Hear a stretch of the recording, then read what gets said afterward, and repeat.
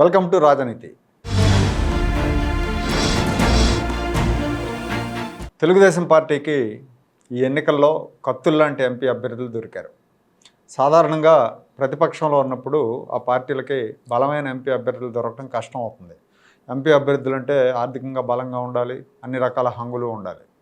కానీ ఈసారి తెలుగుదేశానికి మంచి బ్యాచే దొరుకుతుంది. 99 ఎన్నికల్లో మాదిరిగా గట్టి అభ్యర్థులు దొరికారు. 1999 ఎన్నికల్లో కూడా తెలుగుదేశం పార్టీ తరఫున ఎర్రన్నాయుడు, ఎంవివిఎస్ మూర్తి, Mudragada Padmanabham, GMC Balayogi, బోళ Bulliramaiah, Ummareddy Venkateswarlu, D Ramanaidu, Karanam Balaram, K E Krishnamurthy, Bhuma Nagireddy, ఇట్లా చాలామంది సీనియర్లు తెలుగుదేశం నుంచి లోక్సభకు వెళ్ళారు. అప్పట్లో టీడీపీతో పొత్తులో ఉన్న బీజేపీ నుంచి కూడా సీనియర్లు వెళ్ళారు. కపిలేశ్వరపురం జమీందారు ఎస్బీపీ సత్యనారాయణరావు గారు, బండారు దత్తాత్రేయ, నరేంద్ర, విద్యాసాగరరావు లాంటి నేతలు లోక్సభకు వెళ్ళారు. ఉమ్మడి రాష్ట్రంలో అప్పుడు 42 స్థానాల్లో తెలుగుదేశం 29 గెలిచింది. మిత్రపక్షమైన బీజేపీ 7 స్థానాలు గెలుచుకున్నాయి. ఆ ఎన్నికల తర్వాత టీడీపీకి సరైన లోక్సభ అభ్యర్థుల బ్యాచే దొరకలేదు. సమర్థులైన వాళ్ళు, భాషా ప్రావీణ్యం కలిగిన పార్లమెంటు సభ్యులుంటే రాష్ట్ర వాణిని జాతీయ స్థాయిలో బలంగా వినిపించవచ్చు.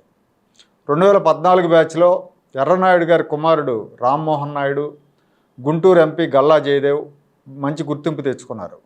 విభజన హామీల అమలు మీద వీళ్ళిద్దరూ కేంద్రాన్ని ప్రశ్నించడం జాతీయ స్థాయిలో అందరి దృష్టిని ఆకర్షించింది. 2019లో వైసీపీ గాలిలో కూడా, అంటే వైసీపీ గాలి బాగా వీచినప్పుడు వీళ్ళు ప్రాతినిధ్యం వహిస్తున్న శ్రీకాకుళం, గుంటూరు లోక్సభ నియోజకవర్గాల పరిధిలో మెజారిటీ అసెంబ్లీ స్థానాలు వైసీపీయే గెలుచుకుంది. కానీ ఎంపీ స్థానాలను మాత్రం వీళ్ళు నిలబెట్టుకున్నారు, వీళ్ళే గెలిచారు. ఢిల్లీలో వీళ్ళిద్దరికీ ప్రత్యేకమైన గుర్తింపు వచ్చింది.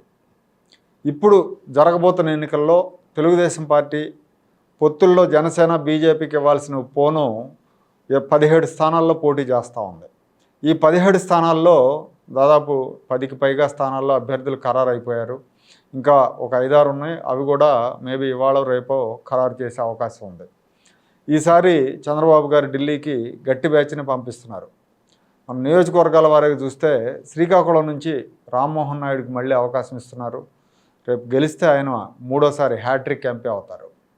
అలాగే విశాఖపట్నం నుంచి ఎంవివిఎస్ మూర్తి మనవడు, గీతం అధినేత భరత్ పోటీ చేయబోతున్నారు.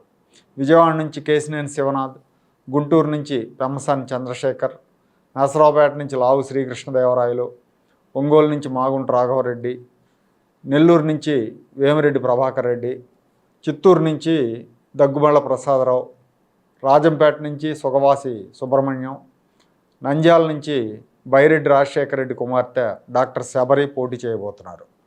ఈ ఖరారైన అభ్యర్థుల్లో రామ్మోహన్ నాయుడు 3వ బరిలోకి దిగుతున్నాడు. విద్యావంతుడు, హిందీ, ఇంగ్లీష్, తెలుగు భాషల్లో అనర్గళంగా ప్రసంగించగల సత్తా ఉంది. రాష్ట్ర సమస్యల మీద, విభజన సమస్యల మీద మంచి అవగాహన ఉంది. ఈయన వల్ల ఖచ్చితంగా ఈ రాష్ట్రానికి మేలు జరుగుతుందనటంలో ఎలాంటి సందేహం లేదు. బీజేపీ నాయకులతో కూడా మంచి సంబంధాలు ఉన్నాయి. అలాగే విశాఖపట్నంలో పోటీ చేస్తున్న గీతం అధినేత భరత్ కూడా యువకుడు, విద్యావంతుడు, సమస్యల మీద పోరాటం చేసే ముక్కుసూటి తత్వం ఉంది. పోయిన ఎన్నికల్లో కేవలం 3,500 ఓట్లతో, ఆ ఓట్ల తేడాతో ఓడిపోయారు. ఈయనకు రాజకీయ వారసత్వం కూడా ఉంది. మాజీ ఎంపీలు ఎంవివిఎస్ మూర్తి, కావూరు సాంబశివరావుల మనవడే ఈ భరత్.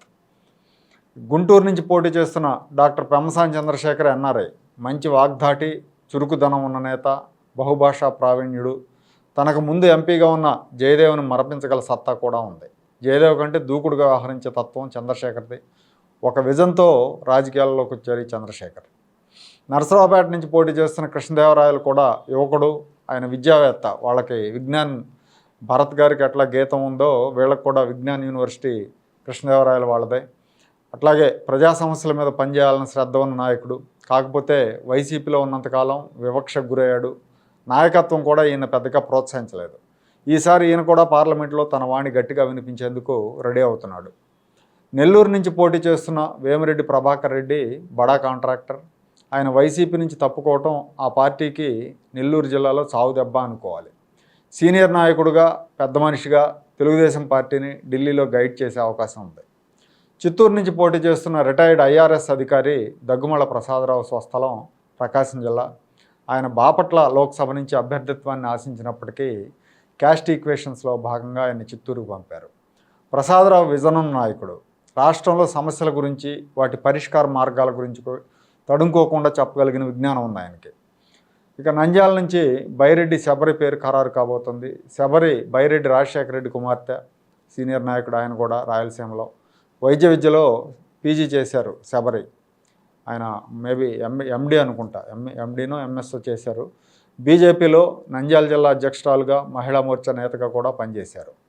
ఇప్పుడు మనం చెప్పుకున్న వాళ్ళంతా కూడా ఉన్నత విద్యావంతులు.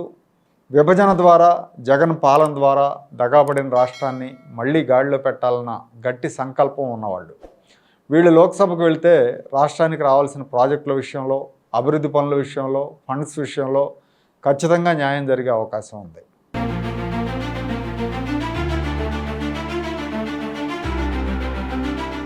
Like, share and subscribe to Rajaniti channel.